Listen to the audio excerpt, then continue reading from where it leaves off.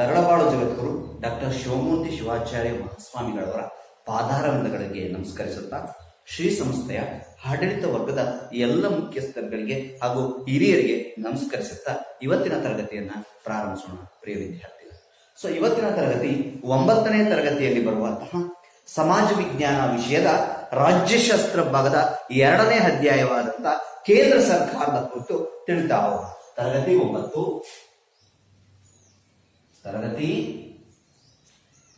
9ನೇ ತರಗತಿ ಸಮಾಜಶಾಸ್ತ್ರದಲ್ಲಿ ರಾಜ್ಯಶಾಸ್ತ್ರ ವಿಭಾಗ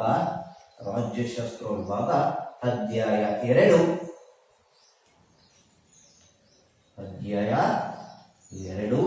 ಯಾವುದು ಕೇಂದ್ರ ಸರ್ಕಾರ, ಸೆಂಟ್ರಲ್ ಗವರ್ಮೆಂಟ್, ಕೇಂದ್ರ ಸರ್ಕಾರ. ಪ್ರಿಯ ವಿದ್ಯಾರ್ಥಿಗಳೇ, 9ನೇ ತರಗತಿಯ ಸಮಾಜ ವಿಜ್ಞಾನ ವಿಷಯದ ರಾಜ್ಯಶಾಸ್ತ್ರ ವಿಭಾಗದ 2ನೇ ಅಧ್ಯಾಯವಾದಂತಹ ಕೇಂದ್ರ ಸರ್ಕಾರ ಪಾಠ ಭಾಗವನ್ನ ಕುರಿತು ಇವತ್ತಿನ ತರಗತಿಯಲ್ಲಿ ನಾವು ತಿಳಿತಾ ಹೋಗೋಣ. ಈಗಾಗಲೇ ನಾವು ಇಂದಿನ ಮೊದಲನೇ ಪಾಠ ಸಂವಿಧಾನ, ರಾಜ್ಯಶಾಸ್ತ್ರದಲ್ಲಿ ಮೊದಲನೇ ಪಾಠ ಸಂವಿಧಾನದಲ್ಲಿ ನಮ್ಮ ಸಂವಿಧಾನ, ನಮ್ಮ ಸರ್ಕಾರದ ಪದ್ಧತಿ, ನಮ್ಮ ಸಂವಿಧಾನದ ಲಕ್ಷಣ, ಭಾರತ ಯಾವ ಮಾದರಿಯ ಸರ್ಕಾರವನ್ನು ಹೊಂದಿದೆ ಇತ್ಯಾದಿ ಹಲವು ವಿಚಾರಗಳನ್ನ ಈಗಾಗಲೇ ತಿಳ್ಕೊಂಡಿದ್ವಿ. ಭಾರತ ಒಂದು ಸಾರ್ವಭೌಮ ಸ್ವತಂತ್ರವಾದಂತಹ ರಾಷ್ಟ್ರ, ಒಕ್ಕೂಟ ವ್ಯವಸ್ಥೆಯನ್ನು ಹೊಂದಿರುವಂತಹ ರಾಷ್ಟ್ರ. ಇಡೀ ದೇಶದ ಅಧಿಕಾರ ಕೇಂದ್ರ ಸರ್ಕಾರದಲ್ಲಿ ಇರೋದನ್ನ ನಾವು ಈ ಸಂದರ್ಭದಲ್ಲಿ ನಾವು ಗಮನಿಸಿದೀವಿ. ಅದೇ ರೀತಿ ಇಂಗ್ಲೆಂಡ್ ಮತ್ತು ಫ್ರಾನ್ಸ್ ದೇಶದ ಸರ್ಕಾರವನ್ನು ನೋಡಿದ್ರೆ ಇಂಗ್ಲೆಂಡ್ ಮತ್ತು ಫ್ರಾನ್ಸ್ ನಲ್ಲಿ ಏಕಾತ್ಮಕವಾದಂತಹ ಸರ್ಕಾರವಾಗಿದೆ. ಅಂದ್ರೆ ಇಡೀ ದೇಶದ ಅಧಿಕಾರ ಕೇಂದ್ರ ಸರ್ಕಾರದ ಕೈಲಿದೆ. ಇಲ್ಲಿ ಇಂಗ್ಲೆಂಡ್ ಮತ್ತು ಫ್ರಾನ್ಸ್ ನಲ್ಲಿ. ಅದೇ ರೀತಿ ಅಮೆರಿಕ ಮತ್ತು ಸ್ವಿಟ್ಜರ್ಲ್ಯಾಂಡ್ ನಲ್ಲಿ ಸಂಯುಕ್ತ ಪದ್ಧತಿಯ ಸರ್ಕಾರದ ಇದೆ. ಅಲ್ಲಿ ಅಧಿಕಾರ ಕೇಂದ್ರ ಮತ್ತು ರಾಜ್ಯ ಸರ್ಕಾರದ ನಡುವೆ ಹಂಚಿಕೆ ಆಗಿರೋದನ್ನ ಈ ಸಂದರ್ಭದಲ್ಲಿ ನಾವು ಗಮನಿಸ್ತೀವಿ ಪ್ರಿಯ ವಿದ್ಯಾರ್ಥಿಗಳು. ಅದೇ ರೀತಿ ಭಾರತ ಒಂದು ಒಕ್ಕೂಟ ವ್ಯವಸ್ಥೆಯ ಹೊಂದಿರೋದ್ರಿಂದ ಭಾರತದ ಸಮಗ್ರವಾದಂತಹ ಅಧಿಕಾರ ಕೇಂದ್ರ ಮತ್ತು ರಾಜ್ಯ ಸರ್ಕಾರಗಳ ನಡುವೆ ವಿಕೇಂದ್ರೀಕರಣ ಆಗಿದೆ, ವಿಭಜನೆಯಾಗಿದೆ. ಕೇಂದ್ರ ಸರ್ಕಾರ ಮತ್ತು ರಾಜ್ಯ ಸರ್ಕಾರದ ನಡುವೆ ನಮ್ಮ ದೇಶದ ಅಧಿಕಾರ ಹಂಚಿಕೆಯಾಗಿದೆ. ಆದ್ರೆ ತುರ್ತು ಪರಿಸ್ಥಿತಿಯ ಸಂದರ್ಭದಲ್ಲಿ ರಾಜ್ಯ ಸರ್ಕಾರದ ಅಧಿಕಾರವನ್ನ ಮೊಟಕುಗೊಳಿಸಿ ಇಡೀ ದೇಶದ ಅಧಿಕಾರವನ್ನ ಕೇಂದ್ರ ಸರ್ಕಾರ ತನ್ನತ್ತ ತೆಗೆದುಕೊಳ್ಳುವಂತಹ ಒಂದು ವಿಶೇಷವಾದಂತಹ ಅಧಿಕಾರವನ್ನ ನಮ್ಮ ದೇಶದಲ್ಲಿ ಕೇಂದ್ರ ಸರ್ಕಾರ ಹೊಂದಿರೋದನ್ನ ಈ ಸಂದರ್ಭದಲ್ಲಿ ನಾವು ಗಮನಿಸಬಹುದಾಗಿದೆ ಪ್ರಿಯ ವಿದ್ಯಾರ್ಥಿಗಳೇ. ಅಷ್ಟೇ ಅಲ್ಲದೆ ನಮ್ಮ ಭಾರತ ದೇಶದ ಏಕತೆ, ಸಮಗ್ರತೆ, ರಕ್ಷಣೆಯ ದೃಷ್ಟಿಯಿಂದ ಕೇಂದ್ರ ಸರ್ಕಾರ ಹೆಚ್ಚಿನ ಅಧಿಕಾರವನ್ನು ರಾಜ್ಯಗಳಿಗೆ ಹೋಲಿಸಿದ್ರೆ ಹೆಚ್ಚಿನ ದೇಶದ ರಕ್ಷಣೆ, ಸಮಗ್ರತೆ, ಏಕತೆ, ಒಕ್ಕೂಟತೆ, ಇದರ ಒಂದು ರಕ್ಷಣೆಯ ದೃಷ್ಟಿಯಿಂದ ನಮ್ಮ ಕೇಂದ್ರ ಸರ್ಕಾರ ಹೆಚ್ಚಿನ ಅಧಿಕಾರವನ್ನ ರಾಜ್ಯ ಸರ್ಕಾರಗಳಿಗಿಂತ ಹೊಂದಿರೋದನ್ನ ನಾವು ಈ ಸಂದರ್ಭದಲ್ಲಿ ಗಮನಿಸಬಹುದಾಗಿದೆ ಪ್ರಿಯ ವಿದ್ಯಾರ್ಥಿಗಳೇ. ಈಗ ಈ ಕೇಂದ್ರ ಸರ್ಕಾರದ ಅಧಿಕಾರ ಶಾಸಕಾಂಗ, ಕಾರ್ಯಾಂಗ ಮತ್ತು ನ್ಯಾಯಾಂಗದಲ್ಲಿ ಹಂಚಿಕೆಯಾಗಿದೆ. ನೋಡಿ, ನಮ್ಮ ಕೇಂದ್ರ ಸರ್ಕಾರದ ಒಂದು ಅಧಿಕಾರ ಏನಾಗಿದೆ, ಶಾಸಕಾಂಗದಲ್ಲಿ, ಕಾರ್ಯಾಂಗದಲ್ಲಿ, ನ್ಯಾಯಾಂಗದಲ್ಲಿ ಹಂಚಿಕೆಯಾಗಿದೆ. ಆ ಮುಖಾಂತರವಾಗಿ ನಮ್ಮ ದೇಶದ ಅಧಿಕಾರ ವಿಭಜನೆ ಆಗಿರೋದನ್ನ ಈ ಸಂದರ್ಭದಲ್ಲಿ ನಾವು ತಿಳ್ಕೋಬಹುದಾಗಿದೆ ಪ್ರಿಯ ವಿದ್ಯಾರ್ಥಿಗಳೇ. ಈಗ ಸರ್ಕಾರದ 3 ಅಂಗಗಳಾದಂತಹ ಕೇಂದ್ರ ಶಾಸಕಾಂಗ, ಕೇಂದ್ರ ಕಾರ್ಯಾಂಗ, ಕೇಂದ್ರ ನ್ಯಾಯಾಂಗವನ್ನ ಹಂತ ಹಂತವಾಗಿ ತಿಳಿತಾ ಹೋಗೋಣ ಪ್ರಿಯ ವಿದ್ಯಾರ್ಥಿಗಳೇ. ಈಗ ಮೊದಲನೇದಾಗಿ ನಮ್ಮ ಭಾರತದ ಕೇಂದ್ರ ಸರ್ಕಾರದಲ್ಲಿ ಬರುವಂತಹ ಮೊದಲನೇ ಅಂಶ ಕೇಂದ್ರ ಶಾಸಕಾಂಗ. ಫಸ್ಟ್ ಯಾವ್ದ್ರ ಬಗ್ಗೆ ತಿಳ್ಕೊಳ್ಳೋಣ? ಕೇಂದ್ರ ಶಾಸಕಾಂಗ. ನಮ್ಮ ಭಾರತ ದೇಶದಲ್ಲಿ ಅಧಿಕಾರ ಕೇಂದ್ರ ಮತ್ತು ರಾಜ್ಯ ಸರ್ಕಾರದ ನಡುವೆ ವಿಭಜನೆಯಾಗಿದೆ. ಆದರೆ ದೇಶದ ಅಭಿವೃದ್ಧಿಯ ದೃಷ್ಟಿಯಿಂದ, ದೇಶದ ರಕ್ಷಣೆಯ ದೃಷ್ಟಿಯಿಂದ, ದೇಶದ ಏಕತೆಯ ದೃಷ್ಟಿಯಿಂದ, ಜೊತೆಗೆ ತುರ್ತು ಪರಿಸ್ಥಿತಿಯ ಸಂದರ್ಭದಲ್ಲಿ ರಾಜ್ಯ ಸರ್ಕಾರದ ಅಧಿಕಾರವನ್ನು ಮೊಟಕುಗೊಳಿಸಿ ಕೇಂದ್ರ ಸರ್ಕಾರ ಇಡೀ ದೇಶಕ್ಕೆ ಅನ್ವಯಿಸುವಂತಹ ಕಾನೂನುಗಳನ್ನು ರೂಪಿಸುವ, ರಾಷ್ಟ್ರವನ್ನು ನಿಯಂತ್ರಿಸುವಂತಹ ಕೆಲಸವನ್ನು ಮಾಡುತ್ತೆ.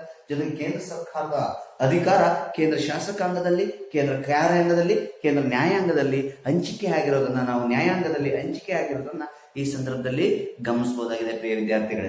ಇವತ್ತಿನ ತರಗತಿಯಲ್ಲಿ ಆರಂಭದಲ್ಲಿ ನಾವು ಕೇಂದ್ರ ಶಾಸಕಾಂಗದ ರಚನೆ, ಕೇಂದ್ರ ಶಾಸಕಾಂಗದ ಕಾರ್ಯಗಳು, ಕೇಂದ್ರ ಶಾಸಕಾಂಗದ ಸದಸ್ಯರಾಗಬೇಕು ಅಂದ್ರೆ ಏನೆಲ್ಲ ಅರ್ಹತೆಗಳನ್ನ ಹೊಂದಿರಬೇಕು ಅನ್ನೋದನ್ನ ಈಗ ಹಂತವಾಗಿ ನಾವು ತಿಳಿತಾ ಹೋಗೋಣ ಪ್ರಿಯ ವಿದ್ಯಾರ್ಥಿಗಳೇ.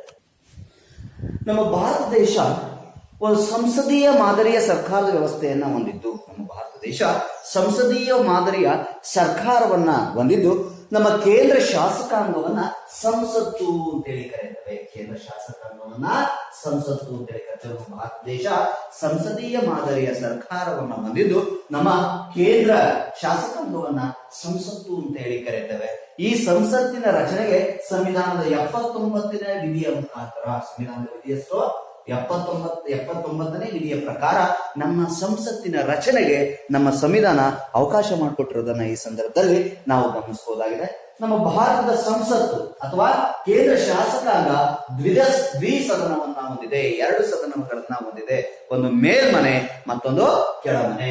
ಒಂದು ಮೇಲ್ಮನೆ, ಯಾವುದು ಮೇಲ್ಮನೆ? ರಾಜ್ಯಸಭೆ. ಸೊ 2 ಕೆಳಮನೆ. ಕೆಳಮನೆ ಯಾವುದು? ಲೋಕಸಭೆ. ಕೆಳಮನೆ ಯಾವುದು? ಲೋಕಸಭೆ. ನೋಡಿ, ಕೇಂದ್ರ ಶಾಸಕಾಂಗವನ್ನ ಸಂಸತ್ತು ಅಂತ ಹೇಳಿ ಕರೀತೇವೆ. ಭಾರತ ಒಂದು ಸಂಸದೀಯ ಮಾದರಿಯ ಪದ್ಧತಿಯ ಸರ್ಕಾರವನ್ನ ಹೊಂದಿರೋದ್ರಿಂದ ನಾವು ಕೇಂದ್ರ ಶಾಸಕಾಂಗವನ್ನ ಸಂಸತ್ತು ಅಂತ ಹೇಳಿ ಕರೀತೇವೆ.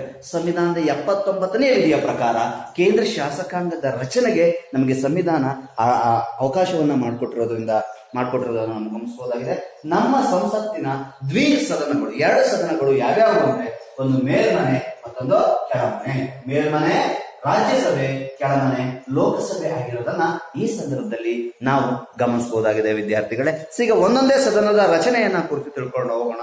ಸೊ ಮೊದಲನೇದಾಗಿ ರಾಜ್ಯಸಭೆ, ನಮ್ಮ ಕೇಂದ್ರ ಶಾಸಕಾಂಗದ ಮೇಲ್ಮನೆಯಾದಂತಹ ರಾಜ್ಯಸಭೆಯ ರಚನೆಯನ್ನ ಕುರಿತು ತಿಳಿತಾ ಹೋಗೋಣ. ರಾಜ್ಯಸಭೆ ಮಕ್ಕಳಿಗೆ ಕೇಂದ್ರ ಶಾಸಕಾಂಗವನ್ನ ಏನಂತ ಹೇಳಿ ಕರೀತಾರೆ? ಕೇಂದ್ರ ಶಾಸಕಾಂಗವನ್ನ ಸಂಸತ್ತು ಅಂತ ಹೇಳಿ ಕರೀತಾರೆ. ಇಂಥ ಸಂಸತ್ನ ರಚನೆಗೆ ಸಂವಿಧಾನದ 79ನೇ ವಿಧಿ ಅವಕಾಶ ಮಾಡಿಕೊಟ್ಟಿರೋದನ್ನ ಈ ಸಂದರ್ಭದಲ್ಲಿ ಗಮನಿಸಬಹುದಾಗಿದೆ. ಸೊ ಇಂಥ ಸಂಸತ್ತಿನ ಮೇಲ್ಮನೆ ಅಥವಾ ರಾಜ್ಯಸಭೆ ರಚನೆ ಯಾವ ರೀತಿ ಇದೆ, ಸೊ ಇತ್ಯಾದಿ ವಿಚಾರಗಳನ್ನ ನಾವು ತಿಳಿತಾ ಹೋಗೋಣ. ಸೊ ಈ ರಾಜ್ಯಸಭೆ ನಮ್ಮ ಕೇಂದ್ರ ಶಾಸಕಾಂಗದ ಅಥವಾ ಕೇಂದ್ರ ಸಂಸತ್ನ ಮೇಲ್ಮನೆಯಾಗಿದ್ದು ಇದರಲ್ಲಿ ಸುಮಾರು 250 ಮಂದಿ ಸದಸ್ಯರಿರ್ತಾರೆ. ಎಷ್ಟು? ರಾಜ್ಯಸಭೆಯ ಸದಸ್ಯರ ಸಂಖ್ಯೆ 250 ಮಂದಿ ಸದಸ್ಯರಿರ್ತಾರೆ. ಇವರನ್ನ ನಮ್ಮ ರಾಜ್ಯಸಭಾ ಸದಸ್ಯರಲ್ಲಿ ಒಟ್ಟು 250 ಮಂದಿ ಸದಸ್ಯರಿರ್ತಾರೆ. ಇದರಲ್ಲಿ ಸುಮಾರು 238 ಸದಸ್ಯರನ್ನ ರಾಜ್ಯ ಮತ್ತು ಕೇಂದ್ರಾಡಳಿತ ಪ್ರದೇಶಗಳ ವಿಧಾನಸಭಾ ಸದಸ್ಯರು ಆಯ್ಕೆ ಮಾಡ್ತಾರೆ. ಯಾರೋ ವಿಧಾನಸಭಾ ಸದಸ್ಯರು, MLA, MLC, ವಿಧಾನಸಭೆ. ಸೊ MLAಗಳು ಇವರನ್ನ ಆಯ್ಕೆ ಮಾಡಿ, ಇವರು ಜನರಿಂದ ನೇರವಾಗಿ ಆಯ್ಕೆಗೊಳ್ಳುವಂತಹ ಸದನ ಇದಲ್ಲ. ಇದು ಕೇವಲ ನಮ್ಮಿಂದ ಆಯ್ಕೆಗೊಂಡಂತಹ ಪ್ರತಿನಿಧಿಗಳು, ಅಂದ್ರೆ ವಿಧಾನಸಭಾ ಸದಸ್ಯರು ಯಾರು? ಕೇಂದ್ರ ಮತ್ತು ರಾಜ್ಯ ವಿಧಾನಸಭೆಗಳು, ಕೇಂದ್ರಾಡಳಿತ ಪ್ರದೇಶಗಳು ಮತ್ತು ರಾಜ್ಯ ವಿಧಾನಸಭೆಯ ಸದಸ್ಯರು, MLA ಮತ್ತು MLCಗಳಿಂದ ಕೂಡಿದಂತ ಸದಸ್ಯರು ಸುಮಾರು 238 ಜನ ಸದಸ್ಯರನ್ನ ಆಯ್ಕೆ ಮಾಡಿದ್ರೆ, ಇನ್ನು 12 ಜನ ರಾಜ್ಯಸಭಾ ಸದಸ್ಯರನ್ನ ಕಲೆ, ಸಾಹಿತ್ಯ, ವಿಜ್ಞಾನ, ಶಿಕ್ಷಣ, ಚಿತ್ರಕಲೆ ಮುಂತಾದ ಕ್ಷೇತ್ರಗಳಲ್ಲಿ ವಿಶೇಷ ಅನುಭವ ಪಡೆದವರನ್ನ ರಾಷ್ಟ್ರಪತಿಗಳು ನೇಮಕ ಮಾಡ್ತಾರೆ, ಆಯ್ಕೆ ಮಾಡ್ತಾರೆ. ಸೊ ಆ ಕಾರಣದಿಂದ ಈ ರಾಜ್ಯಸಭೆಯನ್ನ ಹಿರಿಯರ ಸದನ ಅಂತಲೂ ಕೂಡ ಕರೀತೇವೆ. ಏನಂತೇಳಿ ಕರೀತೇವೆ? ಹಿರಿಯರ ಸದನ ಅಂತಲೂ ಕೂಡ ಇದನ್ನ ಕರೀತೇವೆ. ಸೊ ನೋಡಿ, ನಮ್ಮ ಕೇಂದ್ರ ಶಾಸಕಾಂಗದ ಮೇಲ್ಮನೆಯಾದಂತ ಸಂಸತ್ಗೆ ಮೇಲ್ಮನೆಯಾದಂತ ರಾಜ್ಯಸಭೆ ಒಟ್ಟು 250 ಮಂದಿ ಸದಸ್ಯರನ್ನ ಒಳಗೊಂಡಿರುತ್ತೆ. ಈ 250 ಮಂದಿ ಸದಸ್ಯರಲ್ಲಿ 238 ಸದಸ್ಯರನ್ನ ಕೇಂದ್ರಾಡಳಿತ ಪ್ರದೇಶಗಳು ಮತ್ತು ರಾಜ್ಯ ವಿಧಾನಸಭೆಯ ಸದಸ್ಯರು ಅಂದ್ರೆ MLAಗಳು ಮತ್ತು MLCಗಳು ಮತದಾನ ಮಾಡೋದ್ರ ಮುಖಾಂತರ, ಪರೋಕ್ಷ ಚುನಾವಣೆಯ ಮುಖಾಂತರ ಇವರನ್ನ ಆಯ್ಕೆ ಮಾಡ್ತಾರೆ. ಜನರು ಇವರ ಚುನಾವಣೆಯಲ್ಲಿ ನೇರವಾಗಿ ಭಾಗವಹಿಸೋದಿಲ್ಲ. ಜನರಿಂದ ಆಯ್ಕೆಗೊಂಡಂತ ಪ್ರತಿನಿಧಿಗಳಿಂದ 238 ಜನ ಸದಸ್ಯರು ನೇಮಕಗೊಂಡ್ರೆ, ಇನ್ನು 12 ಜನ ಸದಸ್ಯರನ್ನ ಕಲೆ, ಸಾಹಿತ್ಯ, ಸಂಗೀತ, ಚಿತ್ರಕಲೆ, ಶಿಕ್ಷಣ ಮುಂತಾದ ಕ್ಷೇತ್ರಗಳಲ್ಲಿ ವಿಶೇಷ ಪರಿಣಿತಿಯನ್ನ ಪಡೆದವರನ್ನ, ಪ್ರಸಿದ್ಧಿ ಪಡೆದವರನ್ನ ರಾಷ್ಟ್ರಪತಿಗಳು ನೇಮಕ ಮಾಡ್ತಾರೆ ಅಥವಾ ನಾಮಕರಣ ಮಾಡ್ತಾರೆ. ಯಾರೋ ರಾಷ್ಟ್ರಪತಿಗಳು ನಾಮಕರಣ ಮಾಡೋದನ್ನ ಈ ಸಂದರ್ಭದಲ್ಲಿ ನಾವು ಗಮನಿಸಬಹುದಾಗಿದೆ. ಸೊ ಆ ಕಾರಣದಿಂದ ಇದನ್ನ ಹಿರಿಯರ ಸದನ, ಶ್ರೀಮಂತರ ಸದನ ಅಂತ ಹೇಳಿಕೆ ಇಚ್ಛೆ ಪಡ್ತೀವಿ ಪ್ರಿಯ ವಿದ್ಯಾರ್ಥಿಗಳು. ನೆಕ್ಸ್ಟ್, ರಾಜ್ಯಸಭಾ ಸದಸ್ಯರ ಅಧಿಕಾರದ ಅವಧಿ. ಅವರು ಎಷ್ಟು ವರ್ಷ ಅಧಿಕಾರದಲ್ಲಿರ್ತಾರೆ? ರಾಜ್ಯಸಭಾ ಸದಸ್ಯರ ಅಧಿಕಾರದ ಅವಧಿ ಈಗಾಗಲೇ ನಾವು ತಿಳ್ಕೊಂಡಿರುವಂತೆ ನಮ್ಮ ಕೇಂದ್ರ ಶಾಸಕಾಂಗದ ಮೇಲ್ಮನೆಯಾದಂತಹ ರಾಜ್ಯಸಭೆ ಒಂದು ಹಿರಿಯರ ಸದನ ಮತ್ತು ಶ್ರೀಮಂತರ ಸದನ ಅಂತಲೂ ಕೂಡ ನಾವು ಕರೆಯುತ್ತೇವೆ. ಇಂಥ ರಾಜ್ಯಸಭೆ ಒಂದು ಕಾಯಂ ಸದನವಾಗಿದೆ. ರಾಜ್ಯಸಭೆ ಅಧಿಕಾರದ ಅವಧಿಯಲ್ಲಿ ನಾವು ನೋಡೋದಾದ್ರೆ ರಾಜ್ಯಸಭೆ ಒಂದು ಕಾಯಂ ಸದನವಾಗಿದ್ದು ಲೋಕಸಭೆಯಂತೆ ಇದನ್ನ ಮಧ್ಯದಲ್ಲಿ ವಿಸರ್ಜನೆ ಮಾಡಲಿಕ್ಕೆ ಬರುತ್ತಿಲ್ಲ. ಕೇಂದ್ರ ಶಾಸಕಾಂಗದ ಕೆಳಮನೆಯಾದಂತ ಲೋಕಸಭೆಯನ್ನ ಬೇಕಾದ್ರೆ ಮಧ್ಯದಲ್ಲಿ ವಿಸರ್ಜನೆ ಮಾಡಬಹುದು, ಅದಕ್ಕಿಂತಿಷ್ಟೇ ಅಂತ ಇದಿದೆ. ಆದ್ರೆ ರಾಜ್ಯಸಭೆ ಒಂದು ಕಾಯಂ ಸದನವಾಗಿದೆ. ಏನಾಗಿದೆ? ಕಾಯಂ ಸದನವಾಗಿದ್ದು ಇದನ್ನ ಲೋಕಸಭೆಯಂತೆ ವಿಸರ್ಜನೆ ಮಾಡಲಿಕ್ಕೆ ಬರೋದಿಲ್ಲ. ಆದ್ರೆ ರಾಜ್ಯಸಭಾ ಸದಸ್ಯರ ಅಧಿಕಾರದ ಅವಧಿ 6 ವರ್ಷಗಳಾಗಿರುತ್ತೆ. ಪ್ರತಿ 2 ವರ್ಷಕ್ಕೊಮ್ಮೆ ರಾಜ್ಯಸಭಾ ಸದಸ್ಯರ ಅಧಿಕಾರದ ಅವಧಿ 6 ವರ್ಷಗಳಾಗಿದ್ದು ಪ್ರತಿ 2 ವರ್ಷಕ್ಕೊಮ್ಮೆ 1/3 ಭಾಗದಷ್ಟು ಸದಸ್ಯರು ನಿವೃತ್ತರಾಗ್ತಾರೆ ಮತ್ತು ಆ ಕ್ಷಣದಲ್ಲೇ ಅವರನ್ನ ಆಯ್ಕೆ ಮಾಡುವಂತ ಒಂದು ಪ್ರಕ್ರಿಯೆಯು ಕೂಡ ಈ ಸದನದಲ್ಲಿ ನಡೆಯುತ್ತೆ. ಒಂದು ವೇಳೆ ರಾಜ್ಯಸಭಾ ಸದಸ್ಯರಿಗೆ ತಮ್ಮ ಅಧಿಕಾರದಲ್ಲಿ ಮುಂದುವರಿಲಿಕ್ಕೆ ಇಷ್ಟ ಇಲ್ಲ ಅಂದ್ರೆ ಅವರು ರಾಜ್ಯಸಭೆಯ ಸಭಾಧ್ಯಕ್ಷರಿಗೆ ಏನನ್ನ ಕೊಡಬಹುದು? ರಾಜೀನಾಮೆಯನ್ನ ಕೊಟ್ಟು ತಮ್ಮ ಸ್ಥಾನವನ್ನ ತೆರವುಗೊಳಿಸುವಂತ ಕೆಲಸವನ್ನ ಅವರು ಮಾಡಬಹುದಾಗಿದೆ ಪ್ರಿಯ ವಿದ್ಯಾರ್ಥಿಗಳೇ. ಸೊ ರಾಜ್ಯಸಭೆಯ ಒಂದು ರಾಜ್ಯಸಭೆಯ ಒಂದು ಕಾಯಂ ಸದನವಾಗಿದ್ದು ಇದನ್ನು ಲೋಕಸಭೆಯಂತೆ ವಿಸರ್ಜನೆ ಮಾಡಲಿಕ್ಕೆ ಬರೋದಿಲ್ಲ. ಆದ್ರೆ ರಾಜ್ಯಸಭೆಯ ಸದಸ್ಯರ ಅಧಿಕಾರದ ಅವಧಿ 6 ವರ್ಷಗಳಾಗಿವೆ. ಪ್ರತಿ 2 ವರ್ಷಗಳಿಗೊಮ್ಮೆ 1/3 ಸದಸ್ಯರು ನಿವೃತ್ತರಾಗ್ತಾರೆ ಮತ್ತೆ ಆಯ್ಕೆಗೊಳ್ಳುವಂತ ಪ್ರಕ್ರಿಯೆಯು ಕೂಡ ಅಲ್ಲಿ ನಡೆಯೋದನ್ನ ಈ ಸಂದರ್ಭದಲ್ಲಿ ನಾವು ಗಮನಿಸಬಹುದಾಗಿದೆ ಪ್ರಿಯ ವಿದ್ಯಾರ್ಥಿಗಳೇ. ಸೊ ಅಷ್ಟೇ ಅಲ್ಲೇ ಈ ರಾಜ್ಯಸಭಾ ಸದಸ್ಯರು ತಮ್ಮ ಅಧಿಕಾರದಲ್ಲಿ ಮುಂದುವರಿಲಿಕ್ಕೆ ಇಷ್ಟಪಡಲಿಲ್ಲ ಅಂದ್ರೆ ರಾಜ್ಯಸಭೆಯ ಸಭಾಧ್ಯಕ್ಷರಿಗೆ ತಮ್ಮ ರಾಜೀನಾಮೆ ಪತ್ರವನ್ನ ಕೊಡೋದ್ರ ಮುಖಾಂತರ ತಮ್ಮ ಹುದ್ದೆಗೆ ರಾಜೀನಾಮೆಯನ್ನು ಕೂಡ ಈ ಸಂದರ್ಭದಲ್ಲಿ ಕೊಡಬಹುದಾಗಿದೆ ಪ್ರಿಯ ವಿದ್ಯಾರ್ಥಿಗಳೇ. ಸೊ ನೆಕ್ಸ್ಟ್, ರಾಜ್ಯಸಭಾ ಸದಸ್ಯರಾಗ್ಲಿಕ್ಕೆ ಬೇಕಾದಂತ ಒಂದು ಅರ್ಹತೆಗಳೇನು? ಯಾರು ಬೇಕಾದ್ರೂ ರಾಜ್ಯಸಭಾ ಸದಸ್ಯರಾಗ್ಬೋದಾ? ಇಲ್ಲ. ರಾಜ್ಯಸಭಾ ಸದಸ್ಯರಾಗ್ಲಿಕ್ಕೆ ಇಂತಿಷ್ಟೇ ಅರ್ಹತೆಗಳನ್ನ ನಮ್ಮ ಕೇಂದ್ರ ಸರ್ಕಾರ ಏನ್ ಮಾಡಿದೆ, ನಮ್ಮ ಸಂವಿಧಾನ, ನಮ್ಮ ಸರ್ಕಾರ ಗೊತ್ತುಪಡಿಸಿದೆ. ಅಷ್ಟ ಅರ್ಹತೆಗಳನ್ನ ಮಿನಿಮಮ್ ಆಗಿ ರಾಜ್ಯಸಭಾ ಸದಸ್ಯರು ಹೊಂದಿರಬೇಕಾಗತ್ತೆ. ಏನೆಲ್ಲ ಅರ್ಹತೆಗಳನ್ನ ಈ ರಾಜ್ಯಸಭಾ ಸದಸ್ಯರು ಹೊಂದಿರಬೇಕಾಗತ್ತೆ ಹಾಗಾದ್ರೆ? ಸೊ ನೋಡಿ ಪ್ರಿಯ ವಿದ್ಯಾರ್ಥಿಗಳೇ, ಅರ್ಥ ಮಾಡ್ಕೊಳ್ಳಿ. ನಾವು ರಾಜ್ಯಸಭಾ ಸದಸ್ಯನಾಗಲಿಕ್ಕೆ ಮೊದಲು ಆತ ಭಾರತದ ಪ್ರಜೆಯಾಗಿರ್ಬೇಕು. ಏನಾಗಿರ್ಬೇಕು? ಭಾರತದ ಪ್ರಜೆಯಾಗಿರ್ಬೇಕು. ಯಾರು ಬೇಕಾದ್ರೂ ಇದು ಮಾಡಂಗಿಲ್ಲ,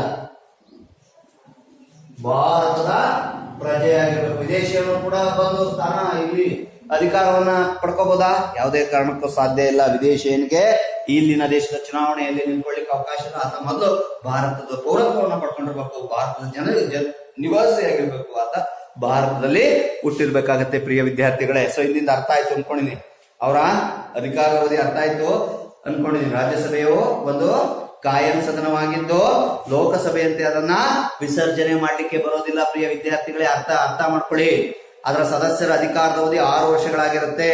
6 ವರ್ಷಗಳಿಗೊಮ್ಮೆ ಪ್ರತಿ 2 ವರ್ಷಗಳಿಗೊಮ್ಮೆ 1/3 ಸದಸ್ಯರು ನಿವೃತ್ತಿ ಆಗ್ತಾರೆ ಮತ್ತು ಹೊಸದಾಗಿ ನೇಮಕಗೊಳ್ಳುವಂತ ಪ್ರಕ್ರಿಯೆಯು ಕೂಡ ಈ ಸಂದರ್ಭದಲ್ಲಿ ನಡೆಯುತ್ತೆ ಪ್ರಿಯ ವಿದ್ಯಾರ್ಥಿಗಳು. ಸೊ ಅಷ್ಟೇ ಅಲ್ಲದೆ ರಾಜ್ಯಸಭಾ ಸದಸ್ಯರು ತಮಗೆ ಅಧಿಕಾರದಲ್ಲಿ ಮುಂದುವರಿಲಿಕ್ಕೆ ಇಷ್ಟ ಇಲ್ಲ ಅಂದ್ರೆ ಅವರು ರಾಜ್ಯಸಭೆಯ ಸಭಾಧ್ಯಕ್ಷರಿಗೆ ತಮ್ಮ ರಾಜೀನಾಮೆ ಪತ್ರವನ್ನ ನೀಡಿ ತಮ್ಮ ಸ್ಥಾನವನ್ನ ತೆರವುಗೊಳಿಸುವಂತಹ ಕೆಲಸವನ್ನ ಕೂಡ ಮಾಡಬಹುದಾಗಿದೆ.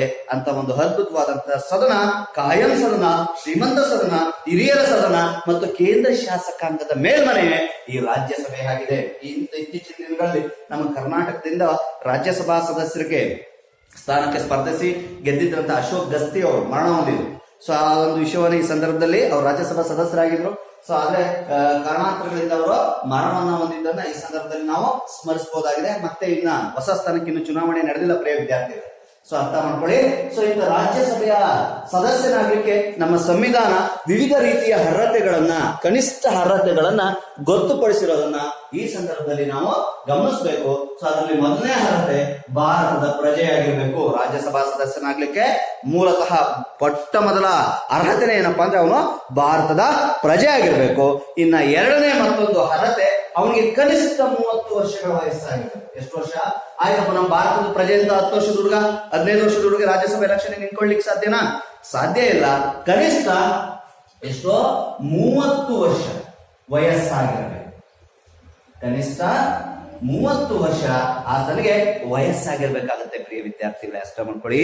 ರಾಜ್ಯಸಭಾ ಸದಸ್ಯನಾಗಲಿಕ್ಕೆ ಕನಿಷ್ಠ 30 ವರ್ಷ ವಯಸ್ಸನ್ನ ಆ ಹುಡುಗ ಅಥವಾ ಆ ವ್ಯಕ್ತಿ ಹೊಂದಿರಬೇಕಾಗತ್ತೆ. ಇನ್ನ 3ನೇದು ನ್ಯಾಯಾಂಗ ಶಿಕ್ಷೆಗೆ ಒಳಗಾಗಿರಬಾರ್ದು. ಆತ ಯಾವುದೇ ರೀತಿಯ ತಪ್ಪು ಮಾಡಿ ಯಾವುದೇ ರೀತಿಯ ನ್ಯಾಯಾಂಗ ಮೊಕದ್ದಮೆಗೆ ಅಥವಾ ಯಾವುದೇ ರೀತಿಯ ನ್ಯಾಯಾಂಗ ಶಿಕ್ಷೆಗೆ ಆತ ಒಳಗಾಗಿರಬಾರ್ದು. ಯಾರೋ ರಾಜ್ಯಸಭಾ ಸದಸ್ಯರಿಗೆ ಸ್ಥಾನಕ್ಕೆ ಸ್ಪರ್ಧಿಸೋಣ, ಶಿಕ್ಷೆಗೆ ಒಳಗಾಗಿರಬಾರದು, ನ್ಯಾಯಾಂಗ ಶಿಕ್ಷೆಗೆ ಒಳಗಾಗಿರಬಾರ್ದು, ದಿವಾಳಿ ಆಗಿರಬಾರ್ದು, ಮತಿಭ್ರಮಣನಾಗಿರಬಾರ್ದು, ದಿವಾಳಿ ಆಗಿರಬಾರ್ದು, ಹುಚ್ಚರಾಗಿರಬಾರ್ದು ಅಂತ.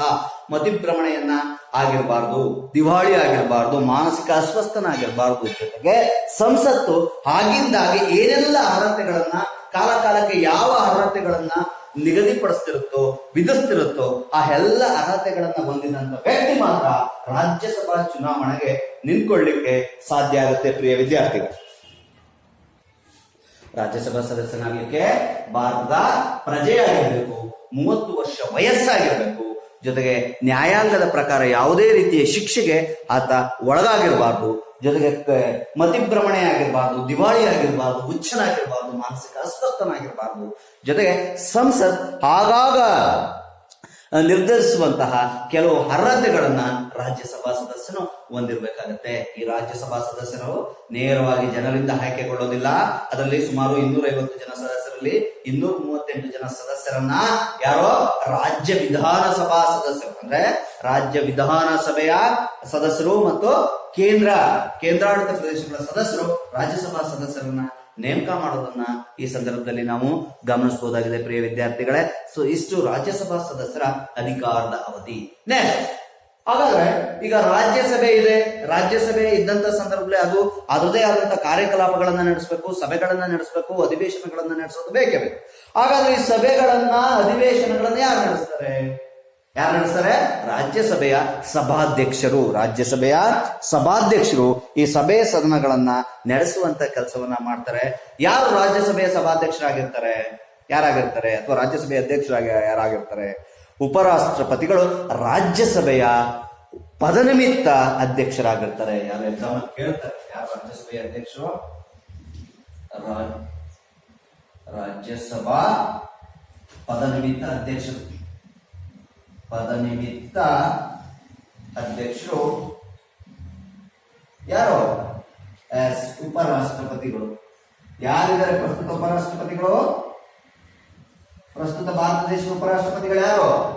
ವೆಂಕಯ್ಯ ನಾಯ್ಡು. ಭಾರತದ ಪ್ರಸ್ತುತ ಉಪರಾಷ್ಟ್ರಪತಿಗಳು ವೆಂಕಯ್ಯ ನಾಯ್ಡುರವರು ನಮ್ಮ ಶ್ರೀಮಂತ ಸದನದ ಹಿರಿಯರ ಸದನದ ಕೇಂದ್ರ ಶಾಸಕಾಂಗದ ಮೇಲ್ಮನೆಯ ಸಭಾಧ್ಯಕ್ಷರಾಗಿರ್ತಾರೆ, ಪದನಿಮಿತ್ತ ಅಧ್ಯಕ್ಷರಾಗಿರ್ತಾರೆ. ಉಪರಾಷ್ಟ್ರಪತಿಗಳು ರಾಜ್ಯಸಭೆಯ ಪದನಿಮಿತ್ತ ಅಧ್ಯಕ್ಷರಾಗಿರೋದನ್ನ ಈ ಸಂದರ್ಭದಲ್ಲಿ ಗಮನಿಸಬಹುದಾಗಿದೆ.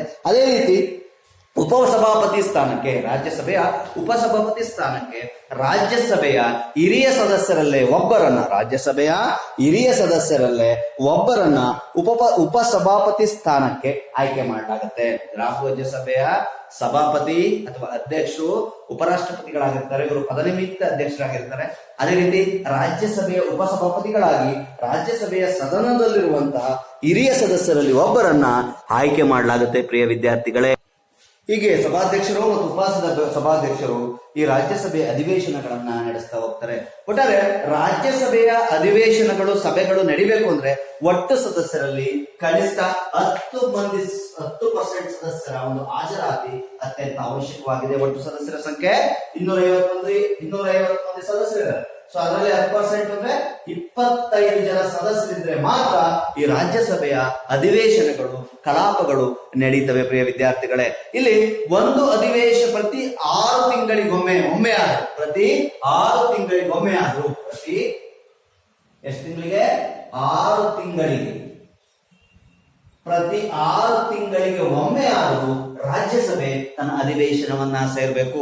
ಒಂದು ಅಧಿವೇಶನಕ್ಕೂ ಮತ್ತೊಂದು ಅಧಿವೇಶನಕ್ಕೂ ಕನಿಷ್ಠ 6 ತಿಂಗಳ ಅಂತರವಾದರೂ ಕೂಡ ಇರಬೇಕಾಗತ್ತೆ.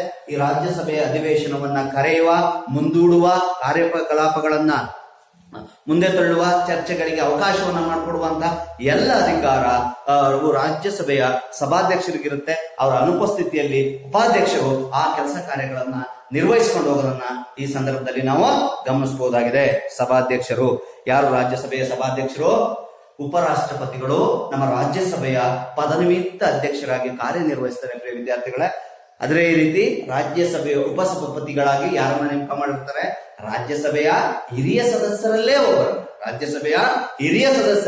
ಒಬ್ಬರನ್ನ ರಾಜ್ಯಸಭೆಯ ಉಪಸಭಾಪತಿಗಳಾಗಿ ಆಯ್ಕೆ ಮಾಡ್ತಾರೆ. ಸೊ ಈ ಉಪಸಭಾಪತಿಗಳು ಮತ್ತು ಸಭಾಪತಿಗಳು ರಾಜ್ಯಸಭೆ ಅಧಿವೇಶನವನ್ನ ಕರೆಯುವ, ಅಧಿವೇಶನವನ್ನ ಮುಂದೂಡುವ, ರಾಜ್ಯಸಭೆಯಲ್ಲಿ ವಿಚಾರವನ್ನ ಮಂಡಿಸಲಿಕ್ಕೆ ಅವಕಾಶವನ್ನ ಮಾಡಿಕೊಡುವ, ಸೊ ಇತ್ಯಾದಿ ಹಲವು ರೀತಿಯ ಅಧಿಕಾರಗಳನ್ನ ರಾಜ್ಯಸಭೆಯ ಸಭಾಧ್ಯಕ್ಷರು ಹೊಂದಿರ್ತಾರೆ. ಒಂದ್ ವೇಳೆ ಅಧ್ಯಕ್ಷರಿಲ್ಲ ಅಂದ್ರೆ ಉಪಾಧ್ಯಕ್ಷರು ಅಧ್ಯಕ್ಷರ ಒಂದು ಇದರಲ್ಲಿ ರಾಜ್ಯಸಭೆಯ ಎಲ್ಲ ಕಾರ್ಯಕಲಾಪಗಳನ್ನ ನಡೆಸ್ತಾರೆ. ಈ ರಾಜ್ಯಸಭೆಯ ಕಾರ್ಯಕಲಾಪಗಳು ನಡಿಬೇಕು ಅಂದ್ರೆ ಒಟ್ಟು ಸದಸ್ಯರಲ್ಲಿ 10% ಸದಸ್ಯರ ಹಾಜರಾತಿ ಅತ್ಯಂತ ಮುಖ್ಯವಾಗಿದೆ ಪ್ರಿಯ ವಿದ್ಯಾರ್ಥಿಗಳಂದ್ರೆ 250ರಲ್ಲಿ ಕನಿಷ್ಠ 25 ಮಂದಿ ಸದಸ್ಯರಿದ್ದಾಗ ಮಾತ್ರ ರಾಜ್ಯಸಭೆಯ ಕಾರ್ಯಕಲಾಪಗಳನ್ನ ನಡೆಸಲಿಕ್ಕೆ ಸಾಧ್ಯ ಆಗುತ್ತೆ. ಸೊ ಪ್ರತಿ 6 ತಿಂಗಳಿಗೆ ಒಮ್ಮೆ ಆದರೂ ಕೂಡ ರಾಜ್ಯಸಭೆ ತನ್ನ ಅಧಿವೇಶನವನ್ನ ಸೇರ್ಬೇಕಾಗುತ್ತೆ.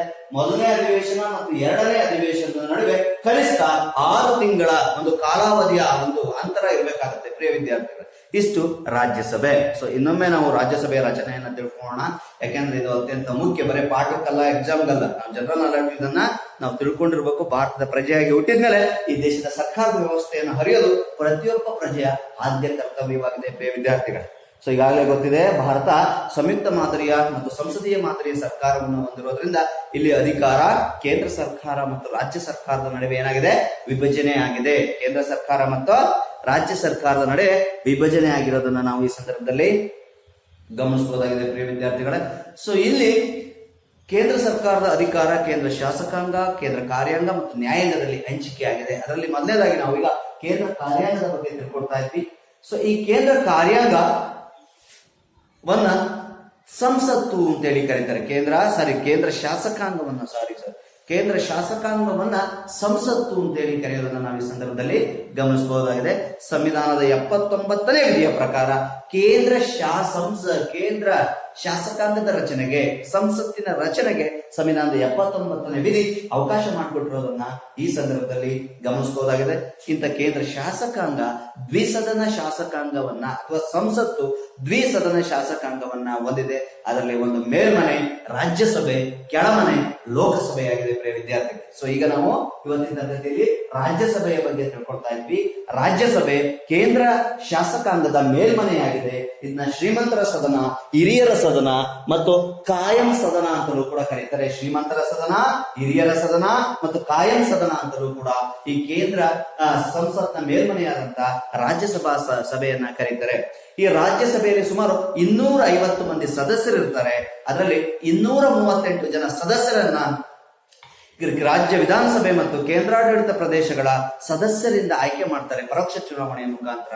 ಇನ್ನುಳಿದ 12 ಜನರನ್ನ ಕಲೆ, ಸಾಹಿತ್ಯ, ಸಂಗೀತ, ಶಿಕ್ಷಣ, ಚಿತ್ರಕಲೆ ಇತ್ಯಾದಿ ಕ್ಷೇತ್ರಗಳಲ್ಲಿ ಪ್ರಸಿದ್ಧ ಪಡೆದಂತ ವ್ಯಕ್ತಿಗಳನ್ನ. ಸೊ ಅದೇ ರೀತಿ ನಮ್ಮಲ್ಲಿ ಅಶೋಕ್ ಗಸ್ತಿ ನಾಮನಿರ್ದೇಶನ ಆಗಿದ್ರು. ಆದ್ರೆ ದುರಾದೃಷ್ಟವಶ ಅವತ್ತು ಇವಾಗ ಅವರು ನಮ್ಮನ್ನೆಲ್ಲ ಆಗ್ಲಿ ದೈವಾಧೀನರಾಗಿರೋದನ್ನ ಈ ಸಂದರ್ಭದಲ್ಲಿ ಬಹಳ ವಿಷಾದನೀಯವಾಗಿ ಸ್ಮರಿಸಬಹುದಾಗಿದೆ ವಿದ್ಯಾರ್ಥಿಗಳೇ. ಈ 12 ಜನ ಸದಸ್ಯರನ್ನ ರಾಷ್ಟ್ರಪತಿಗಳು ನಾಮನಿರ್ದೇಶನ ಮಾಡೋದನ್ನ ಈ ಸಂದರ್ಭದಲ್ಲಿ ನಾವು ಸ್ಮರಿಸಬಹುದಾಗಿದೆ ಪ್ರಿಯ ವಿದ್ಯಾರ್ಥಿಗಳು.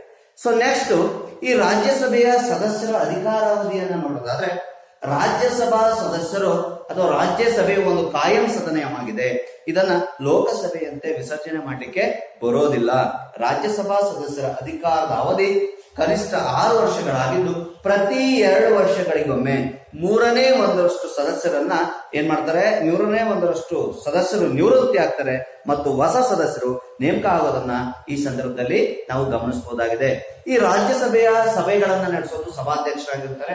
ಒಂದ್ ವೇಳೆ ರಾಜ್ಯಸಭಾ ಸದಸ್ಯರು ತಮ್ಮ ಅಧಿಕಾರಾವಧಿಯನ್ನ ಮುಂದುವರಿಲಿಕ್ಕೆ ಇಷ್ಟಪಡಲಿಲ್ಲ ಅಂದ್ರೆ ಅವರು ಏನ್ ಮಾಡ್ಬೇಕಾಗತ್ತೆ ಅಂದ್ರೆ ರಾಜ್ಯಸಭೆಯ ಸಭಾಧ್ಯಕ್ಷರಿಗೆ ತಮ್ಮ ರಾಜೀನಾಮೆಯನ್ನ ನೀಡಿ ತಮ್ಮ ಸ್ಥಾನವನ್ನ ತೆರವುಗೊಳಿಸಬೇಕಾಗತ್ತೆ ಪ್ರಿಯ ವಿದ್ಯಾರ್ಥಿಗಳು. ಸೊ ನಂತರ ರಾಜ್ಯಸಭಾ ಸಭೆಯ ಒಂದು ಸದಸ್ಯರ ಒಂದು ಅರ್ಹತೆಗಳೇನಾಗಿರ್ಬೇಕು ಅಂತ. ಸೊ ಅರ್ಹತೆಗಳಲ್ಲಿ ಮೊದಲನೇದು ಆತ ಭಾರತದ ಪ್ರಜೆಯಾಗಿರ್ಬೇಕು, ಕನಿಷ್ಠ 30 ವರ್ಷಗಳ ವಯಸ್ಸಾಗಿರ್ಬೇಕು, ನ್ಯಾಯಾಂಗದ ರೀತಿಯಲ್ಲಿ ಯಾವುದೇ ರೀತಿಯ ಶಿಕ್ಷೆಗೊಳಗಾಗಿರಬಾರ್ದು, ಮತಿಭ್ರಮಣನಾಗಿರಬಾರ್ದು, ಸಂಸತ್ ಆಗಾಗಿಂದಲೇ ಹಾಗೆ ವಿಧಿಸುವಂತಹ ಎಲ್ಲ ರೀತಿಯ ಅರ್ಹತೆಗಳನ್ನ ಹೊಂದಿರಬೇಕು. ಸೊ ನಂತರ ಈ ರಾಜ್ಯಸಭೆಯ ಸಭೆಗಳನ್ನ ಯಾರು ನಡೆಸ್ತಾರೆ ಅಂತ, ರಾಜ್ಯಸಭೆಯ ಸಭಾಧ್ಯಕ್ಷರು ಅಥವಾ ಅಧ್ಯಕ್ಷರು ಉಪರಾಷ್ಟ್ರಪತಿಗಳಾಗಿರ್ತಾರೆ. ಇವರು ರಾಜ್ಯಸಭೆಯ ಪದನಿಮಿತ್ತ ಅಧ್ಯಕ್ಷರಾಗಿರ್ತಾರೆ. ಇವರ ಒಂದು ಅನುಪಸ್ಥಿತಿಯಲ್ಲಿ ಈ ಉಪಸಭಾಧ್ಯಕ್ಷರು ರಾಜ್ಯಸಭೆಯ ಕಾರ್ಯಕಲಾಪಗಳನ್ನ ನಡೆಸುವಂತ ಕೆಲಸವನ್ನ ಮಾಡ್ತಾರೆ. ಸೊ ಉಪಸಭಾಪತಿಗಳನ್ನ ರಾಜ್ಯಸಭೆಯ ಸದಸ್ಯರಲ್ಲೇ ಒಬ್ಬ ಹಿರಿಯ ಸದಸ್ಯರನ್ನ ಉಪಸಭಾಪತಿಯಾಗಿ ನೇಮಕ ಮಾಡಲಾಗುತ್ತೆ. ಇವರು ಸಭೆಯ ಕಾರ್ಯಕಲಾಪಗಳನ್ನ ಅಧಿವೇಶನಗಳನ್ನ ನಡೆಸ್ತಾರೆ. ಪ್ರತಿ 6 ತಿಂಗಳಿಗೊಮ್ಮೆ ಆದ್ರೂ ರಾಜ್ಯಸಭೆ ತಮ್ಮ ಅಧಿವೇಶನವನ್ನ ಸೇರ್ಬೇಕಾಗತ್ತೆ. ಈ 2 ಅಧಿವೇಶನಗಳ ನಡುವೆ ಕನಿಷ್ಠ 6 ತಿಂಗಳ ಒಂದು ಕಾಲಾಂತರ ಇರೋದನ್ನ ಈ ಸಂದರ್ಭದಲ್ಲಿ ಗಮನಿಸಬಹುದಾಗಿದೆ. ಸೊ ನಂತರ ಕೇಂದ್ರ ಶಾಸಕಾಂಗದ ಕೆಳಮನೆ ಯಾವುದೋ ಲೋಕಸಭೆಯ ರಚನೆಯ ಕುರಿತು ಮುಂದಿನ ತರಗತಿಯಲ್ಲಿ ತಿಳಿದುಕೊಳ್ಳೋಣ.